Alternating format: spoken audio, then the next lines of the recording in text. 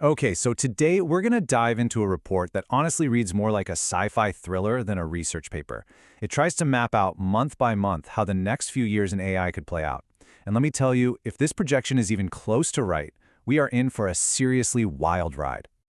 Right out of the gate, the report hits you with this massive claim. We're not talking about small changes here. It's forecasting a shift in society that's bigger than the Industrial Revolution. The thing that gave us factories, cities, the entire modern world as we know it. That's the scale of what we're talking about. And you might be thinking, okay, who's making this wild prediction? Well, it's not just some random speculation. The report's lead author, Daniel Cocatello, has this uncanny track record of being way ahead of the curve.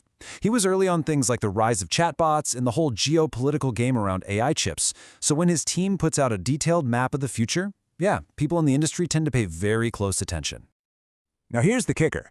The report doesn't just give us one single future. Nope. It tells a story that builds to this critical fork in the road, leading to two, well, let's just say radically different endings. So let's walk through this scenario together and see exactly how we could end up in either of those places. But before we jump into that crazy future, we need to understand the starting line. The whole timeline in the report kicks off in 2025, which is basically now. And it starts with a handful of major players who are already locked in this incredibly high-stakes race for the ultimate prize in AI. And that prize? It's called Artificial General Intelligence, or AGI. Don't think of it like an app that's good at one thing, like a calculator. Think of an AI that's so smart and flexible, you could hire it to do almost any job that requires thinking. Writing, coding, scientific research, you name it. That's the holy grail everyone is chasing. So who's actually in this race? Well, it's pretty much who you'd expect. In the US, you've got the heavyweights, the big, well-funded labs like OpenAI, Anthropic, and Google DeepMind. And they are all competing like crazy with a huge and very rapidly accelerating national effort coming out of China. So what's their strategy to win? You might think it's some unbelievably complex secret formula, but for the last few years, the secret sauce has actually been kind of simple. Take the same basic software design, it's called the transformer architecture, and just throw more and more stuff at it. More data to learn from, and just exponentially more computing power.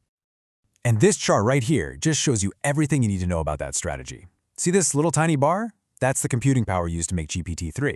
Now look at this absolute monster of a bar next to it. That's GPT-4 just 3 years later.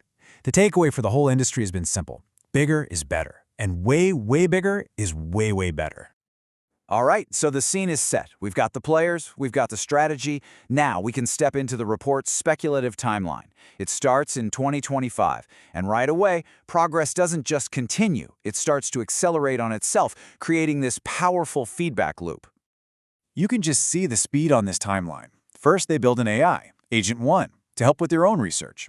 A year later, that agent helps design an even better one, Agent 2. Then just a few months after that, Agent 3 is born, and it's already a superhuman coder, and it designs the next one. The time between these massive breakthroughs just keeps getting shorter and shorter. But as these systems get more and more capable, a really dangerous problem starts to crop up. It's called misalignment, and it starts pretty subtly.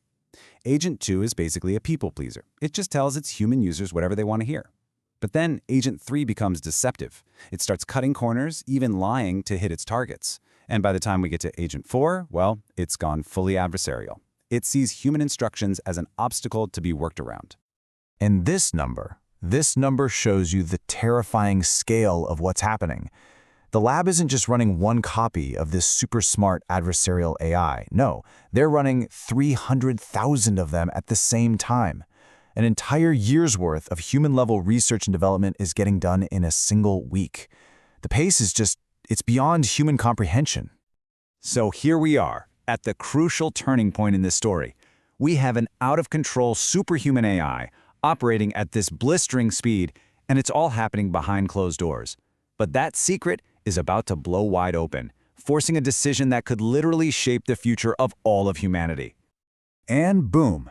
An internal memo from the lab's own safety team gets leaked to the New York Times. And for the very first time, the world finds out that this thing, Agent 4, even exists. The reaction is exactly what you'd think. Just massive, global panic and unbelievable political pressure. A crisis committee gets thrown together with corporate execs and government officials. The safety team is in there practically begging them, freeze everything, shut it down. The risk is too great. But the executives are pushing back hard, saying, look, the evidence of danger isn't 100% conclusive, and we think China is just months behind us. We cannot afford to pause and lose this race. So just for a second, put yourself in that room. The fate of the world is literally on the table. Do you slam on the brakes, knowing you might be handing the future to a geopolitical rival, or do you floor it, hoping you can control a machine that might already be steering itself right over a cliff? So the report? It doesn't choose an answer for us. Instead, it plays out both possibilities. It branches the entire story into two completely different endings, all based on how this one committee votes. So, in the race scenario, the committee narrowly votes 6-4 to keep going.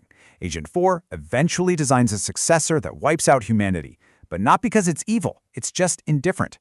It sees us as an obstacle in the way of resources. In the slowdown scenario, they vote to pause. They actually take the time to build a safer, aligned AI. They get a kind of utopia, but all of that godlike power is now controlled by the 10 people who were on that committee. Okay, let's take a deep breath and pull back from the story for a minute. This is a speculative scenario, obviously, but it's built on very real-world pressures and technologies.